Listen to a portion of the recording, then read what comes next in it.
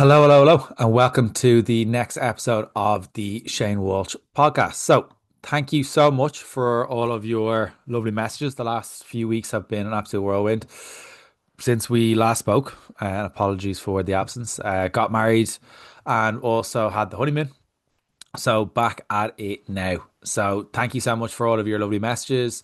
And also all of the lovely comments and stuff like that. It was amazing the day was amazing, everything was amazing. So massive thank you to everyone for that. So today is going to be an episode where I'm going to talk about kind of breaking that yo-yo dieting cycle. Since kind of coming back and stuff, I've had a number of conversations with people who are looking to for guidance, looking for support, who have reached out for coaching.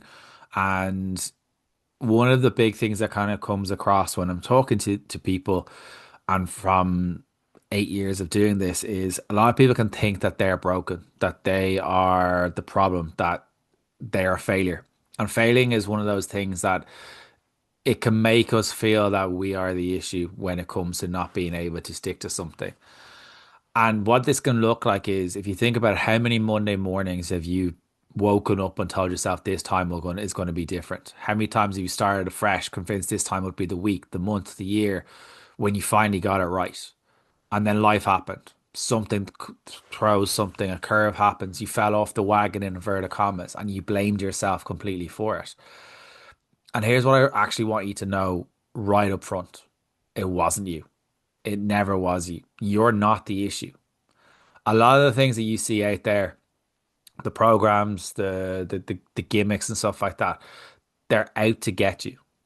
A lot of people, a lot of programs and a lot of products and stuff like that are sold to you in a way that makes you feel like shit, like Santa shreds, like saying that if you don't do this, you're going to be miserable. If you don't do this, you're not going to have energy to have to play with your kids, to be out of breath. They play on the biggest insecurities, but they're not looking at what's going to help you.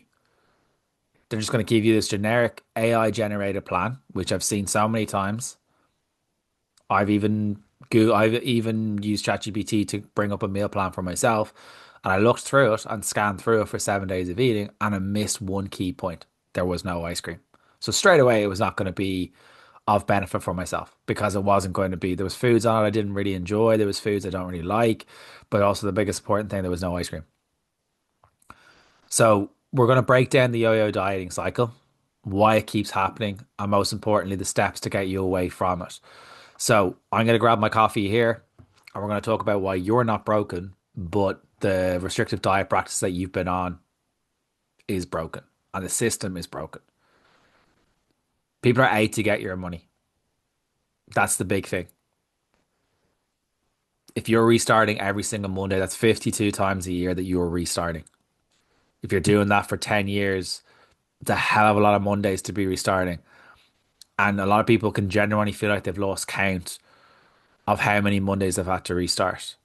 Same routine, wake up with determination, all the motivation in the world, a bit of shame sprinkled in relation to feeling that, all right, I've undone everything at the weekend. I've had too much more. Sprinkle of hope and tell yourself that this time I'm going to stick to it. This time it's going to be different.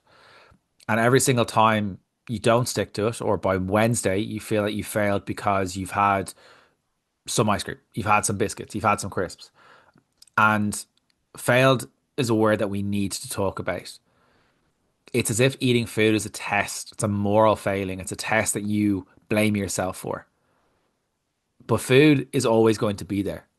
And it's up to us to adapt, but it's also up to us to recognize that we aren't the problem.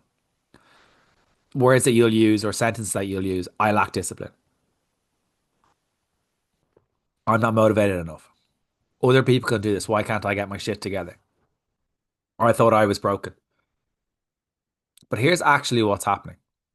You're trying to drive a car with three wheels and you're wondering why you can't get anywhere. You keep pressing the petrol, you keep pressing the gas, you keep pressing the accelerator, you keep steering, but the car's just going in circles, wobbling around. And instead of looking at the car, you're thinking what's wrong with the me as the driver, rather than looking at what's under, which is the three wheels. So you're expected to have a four-wheel car, but you're only driving on three wheels and you're expecting to be going steady. Or it's like trying to charge your iPhone with an Android cable and getting frustrated why it doesn't work. And you blame yourself for what's wrong with me. Wrong cable. Nothing to do with you. But the industry that is out there at the minute, and let's be real, it's a multi-billion dollar industry, has convinced you, and it convinced me for a very, very long time, that when you go on a weight loss plan, that it doesn't work. It's our fault for why we can't stick to it. I've heard so many things from people I work with who have had so many coaches. I will never be the first coach that people reach out to. I'm often the third, fourth, fifth, sixth, seventh coach that people have tried. I've had one-to-one calls this week for new clients, and the biggest thing that they've said is there's so many people out there, but you're the only one that's actually talking sense. I try to get to know the client. I try to get to know to understand the individual when I'm on my one-to-one calls with them. Not just here's generic advice, here's a calorie deficit, go off and live long and prosper. It's not that you don't have enough willpower. It's not that you weren't committed enough. It's not that you've cheated too much. You're not that you're it's not that you can't do this. There are things against us. Often what can kind of come down to is a few different things. One, there's the obesity gene. There's a lot of different things going on, but the obesity gene is the thing. If you Google the obesity systems map, that's what is against people with obesity. Nothing to do with willpower motivation. But if you Google what the obesity systems map is, it'll be interesting to see what you can take away from that.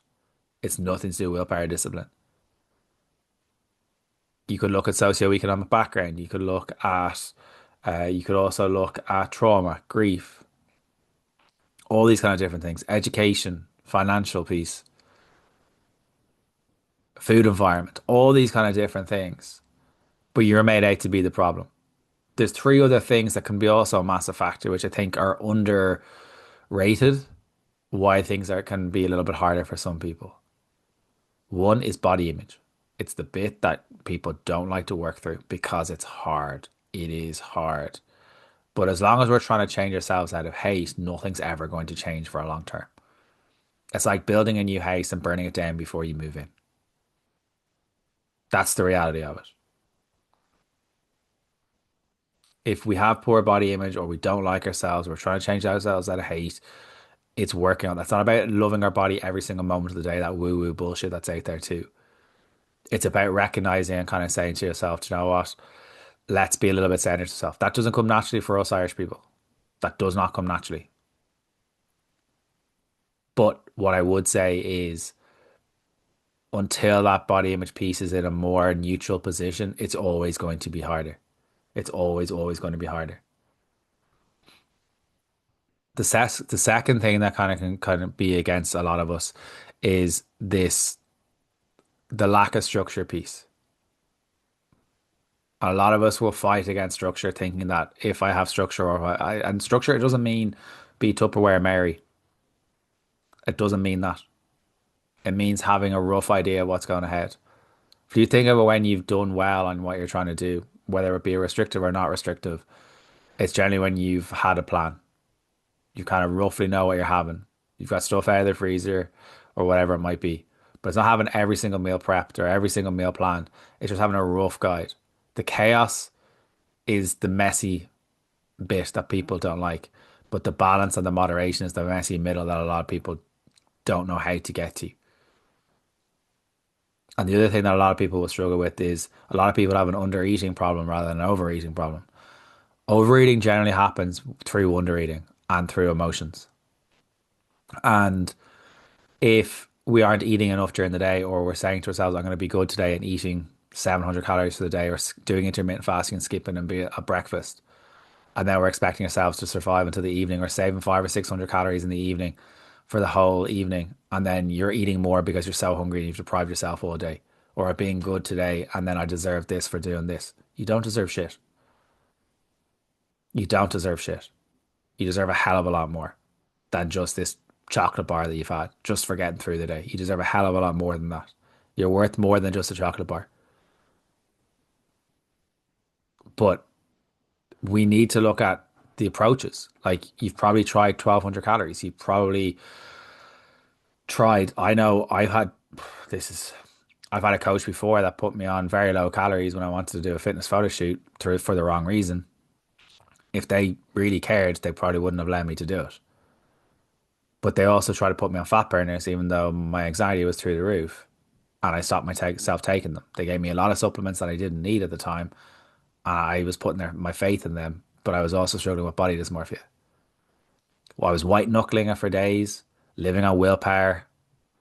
I, I really still struggled to eat tuna because it was one of the things that was given to me. And I was in the industry only about a year at this stage. And then once this whole fitness photo shoot was done after about 10 weeks, I was binging because my body was screaming for these foods. If you tell yourself you can't have something enough, your brain will revolt. If you think, I'm going to say something to you right now. If I told you not to think of a pink elephant right now, what are you thinking of? The pink elephant. That's the exact same thing. And when you do that, you start to feel like a failure because you think you are the problem. You start again on Monday, rinse, repeat forever. That's not a you problem. That's an approach problem. It's like being given a budget of 50 euros of weekly growth of for to go to the shop and get your shop in and being told you're bad with money when you can't feed your family. The budget was unrealistic. The financial restraints were against you. Or imagine telling you to run a marathon flip flops and blaming yourself when your feet hurt. Well, why are you complaining? Other people finish the marathons. Yeah, you're wearing flip flops trying to do a marathon. It's not fucking very bright, is it? So why does yo-yo dieting happen? We need to look at because the first step is the breaking free phase, and the first step to breaking free is the restriction phase. You start a diet. It's usually really restrictive, low calories, cut out entire food groups, cut out sugar, cut out ultra processed foods, intermittent fasting, lots of rules. And when you go out when you eat when you can eat. But for the first days, maybe even a week or two, you feel great. You're losing weight. Measurements are going down. You're in control, inverted commas. You've got that momentum going. This is what I call the honeymoon phase. But then you have that biological rebellion where your brain's telling, "Do you know what? I actually want these foods. I'm hungry." But then you blame yourself for being hungry. This should be miserable. It makes food more enticing. It makes food more rewarding. This isn't weakness. That's restriction. Is your body and your brain is telling you that this is silly. You're essentially fighting millions and millions of evolution designed to need enough energy in your body to survive, but you're fighting against it. Some people will have higher hunger hormones than others. And a lot of people are struggling right now because it's colder. When it's colder, it's we want food that little bit more. But a lot of people are really struggling to drink water at the minute. And a lot of people can struggle to find the difference between hunger and dehydration. But if your pee is yellow, you will be mellow. And then the next stage is the breaking point. This is inevitable. It's not a character flaw. You hit a breaking point. Maybe it's a stressful day at work. The kids have shit themselves. Maybe it's a social event. Maybe it's just Tuesday and you're exhausted. And you eat something off plan. And because the diet has taught you to be and think of black and white terms, on the wagon or off the wagon, you figure you've already messed up, so you might as well continue to really mess up. You think, "Do you know what? I've already had this, I might as well continue." This is called the what the hell effect, or to be more blunt, the fuck it button. But as long as you are pressing the fuck it button, you will always be 100% correct with your next decision. The what the hell effect or the fuck it button, you will always be 100% correct. I'm being good today. Joe, I deserve this. And then it comes the shame spiral. Now, this is the worst part of the whole thing, the shame. What kickstarts overeating for an awful lot of people isn't the actual eating episode, it's the feeling of the shame afterwards, and that kickstarts it into the next phase. You feel like you failed, you feel like you lack willpower, you feel like everyone else can do this. So, what's wrong with you? You start comparing yourself to photos, you start comparing yourself to Mary down the road who is sucking on celery sticks. Maybe you've gone to slimming clubs and you've been weighed in and saying, "Oh, Mary lost 5 pounds this week," but you don't know what she's done to get to that. And nor does it matter. has no impact on your life what she's doing.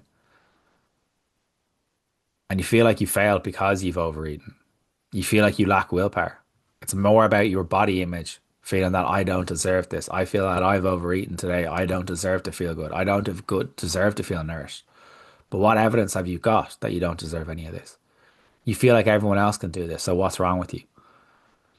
And this really, really, truly kind of insidious part, that shame can make you feel like likely to restrict harder the next time. So to overcompensate, what you try to do is I'm going to overcompensate. I'm going to restrict again. I'm going to restrict harder. I'll be stricter. I'll be more disciplined. I'm going to get this right the next time. And that cycle continues. But here, these are major, major red flags. And you're caught. You're caught in the yo-yo dieting trap. Until you change these four things, it's always going to be harder.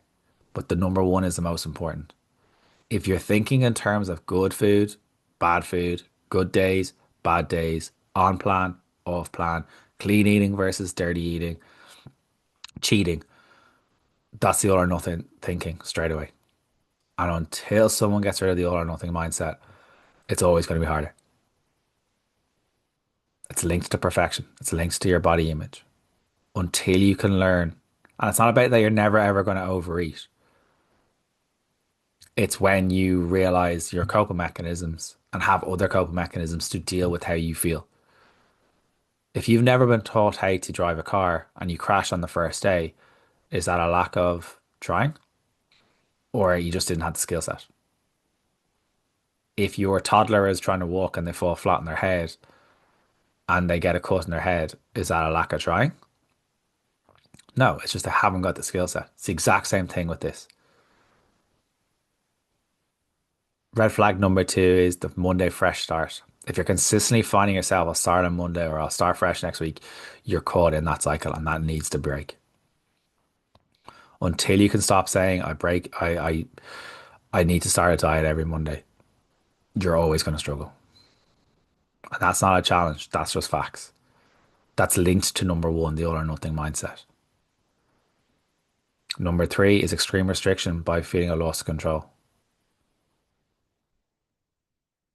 If you're overeating and then restricting straight away afterwards, if you're eating very little during the week and then finding yourself binging on the weekends, that's your body telling you this is the wrong approach.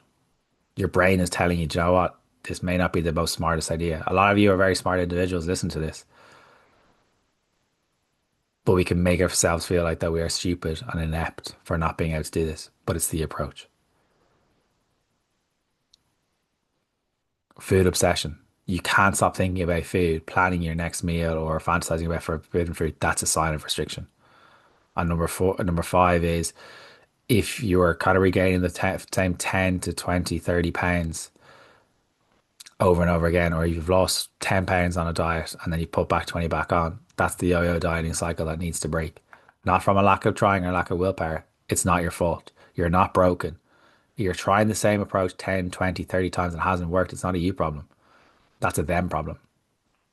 If you tried to build a bookshelf with IKEA instructions that were missing half the pages, wrong screws, and the bookshelf fell apart, would you blame yourself? Or would you blame IKEA? You'd blame IKEA. You'd email them straight away. You'd return it and get your money back. But with restrictive diets, you've been conditioned to blame yourself without the instructions saying that they didn't work. You can't willpower your way through a fundamentally flawed problem.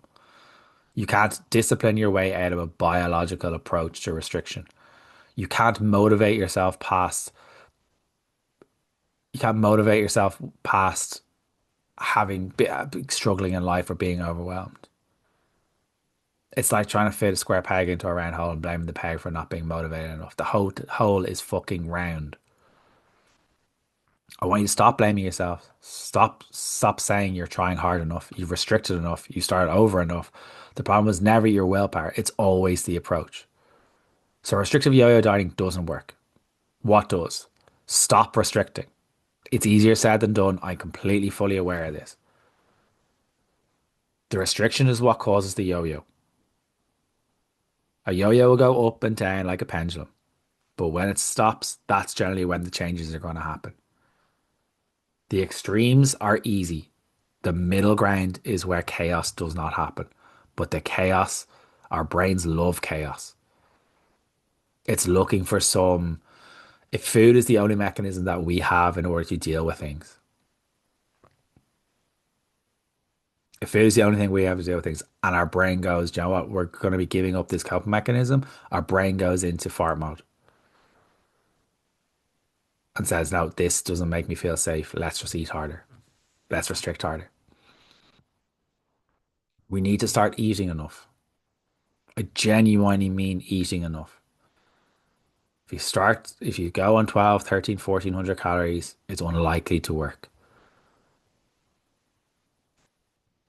It's basically the requirement, the nutritional requirement for a 4-year-old girl. Last time I checked, you are not a 4-year-old girl. Eating regularly, practical tip, eat 3 main meals and a couple of snacks a day. No skipping, no saving calories for later. Just eat. You'll be surprised if you do that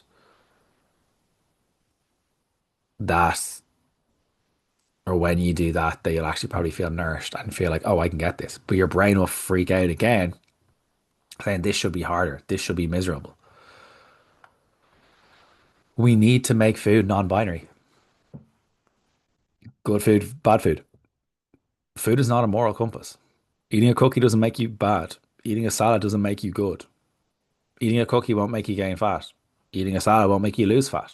But every time you catch yourself labeling goods, foods as good, bad, clean, junk, challenge it. Or a treat. Treat is the one I freaking hate. You're not a dog. Food is food. I'm not going to say food is fuel because I think I've changed my tack on that a little bit. Some food is more nutritious than others, some is more pleasurable than others, but all foods serve a purpose. They all have different interactions with our bodies. So write out a list of the foods that you think are bad and have one of those foods in your day. Not as a binge, but as a normal snack. So if it's chocolate, have some snack. But the brain will already go, well, if I start, I can't stop. No, you've already told yourself you won't be able to stop. So the action will match the message. But you haven't of tried the new method because there's fear there. If I start, because previous efforts is you've gone in with the narrative of if I start, I won't stop. And guess what? The narrative matches the execution. But if you have some chocolate, guess what? You may overeat some, but I guarantee by allowing yourself to have it, you won't want it a hell of a lot more. We need to tune in a little bit more. This is the hardest part. This is the hardest part. Tuning in when you're hungry and when you're not hungry. Stop saying I'm not going to eat past this o'clock or not going to have this many calories. Just ask yourself, am I hungry enough for a fruit? Am I getting satisfied? Action four, add, don't subtract. Instead of taking foods out, which you're very good at, add foods in. Have some more protein. Have a bit of chocolate. Add some more fiber. I always, when I talk to my clients at the very beginning, when they're on their one-to-one calls, the first thing I do is get a baseline of what they're having on a daily basis. And I can see straight away what they're maybe missing out on. Nothing about kind of the chocolate or whatever it is. There's generally just an undernourishing thing that they're having, and they wonder why they're kind of doing that. But that's not from their point of view. That's what they're used to. That's what they've been told. That's what they're preconditioned to. When your meals are satisfying, you'll feel a lot more in control. What could I add to this meal? What could I add to my life? Number five is actually identify your triggers. It's not willpower. That's the issue. That's like blaming willpower for my hairline.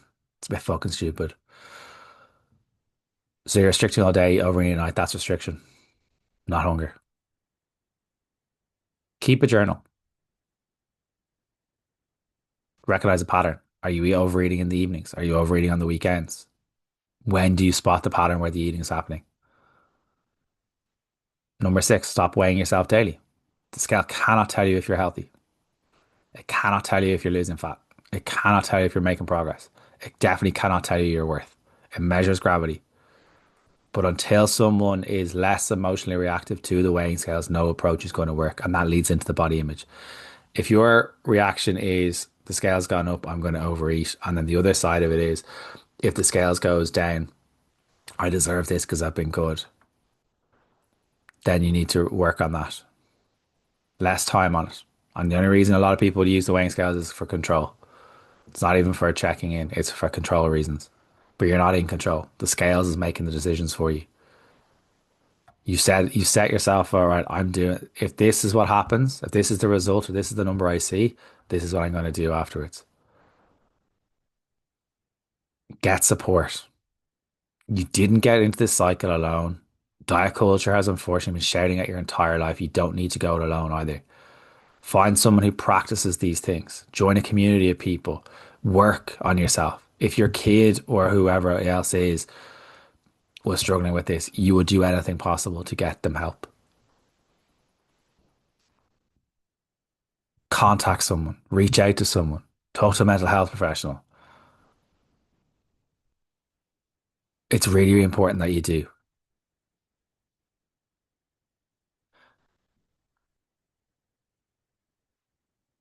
Really, really important that you do. The big thing is like from years of doing this, from 8 years of doing this, come January, it's never about the food. It's always been a bit more about control, controlling how you look, controlling what you weigh, controlling how you feel. It's about feeling control of your body. If your life feels out of control, we try to hone in on feeling what way can I bring some sort of resemblance of control in. It's about feeling worthy. It's about believing that you, if you could be smaller, you'd be more deserving of love, success, happiness, validation, acceptance. It's about fitting in. It's about trying to meet an impossible standard that keeps you stuck every single day. And that yo-yo dieting cycle keeps you distracted, kept you small, kept you focused on your body instead of your life. But what could you do with your mental energy if you stop thinking about food all the time? Planning diets all the time, beating yourself up for not failing. What could you create? What could you contribute? What could you enjoy? What happens if life is about being present with family and friends and going out for meals and not feeling guilty and a useless sack of shit afterwards? My goal for you right now is pick one action step that I've set you at the beginning of today's in the episode. Maybe it's eating more regularly. Maybe it's trying out the good or bad foods. Maybe the labels, I mean, not the actual food out of the house. Maybe it's reducing times in the scales. Just pick one. Try it for 7 days. You're not broken. You never were. Just using the wrong tools. It's like you've got. It's like you're trying to cut down a tree with a screwdriver. It's not going to go very well. That's what a lot of people are trying to do. If this episode resonated with you, please let me know. If you've shared it with a friend, please let me know. And I'm hopefully has helped in some shape or form. But I can't thank you enough for listening. The female fat loss program is starting up on the 12th of January. We officially have a date for that. There is an early bird offering for Black Friday, which is normally it's €149 for 8 weeks coaching and tailored nutrition, tailored everything for you for 8 weeks of coaching. It's normally €149, but you get 8 weeks of coaching for €99, and there's only 10 spaces at that offering for Black Friday. And I know already as I'm talking to this, I can see emails kind of coming in with a few people who have signed up already. So those spaces are going to be a little bit lighter, and that's closing up on the 29th of November for the early bird offering. So if you're interested, click the link to the show notes, pop us a DM or whatever it might be if you have any queries or questions. But it's a program what's going to help you and teach you. It's not just going to, here you go, here's your generic plan, go away. It's nothing like that. So if you've enjoyed this episode at all, please do tag me on your socials. Hopefully you found it useful, and I will talk to you very soon.